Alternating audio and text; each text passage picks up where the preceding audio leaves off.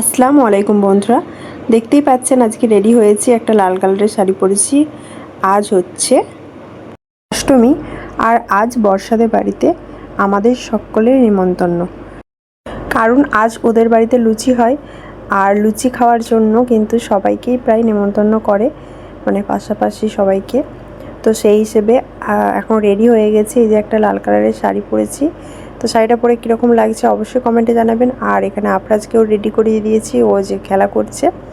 তো সকলে একসঙ্গেই যাব, হাজব্যান্ড আসুক, এসে ও গোসল করবে, তারপর একসঙ্গেই যাব।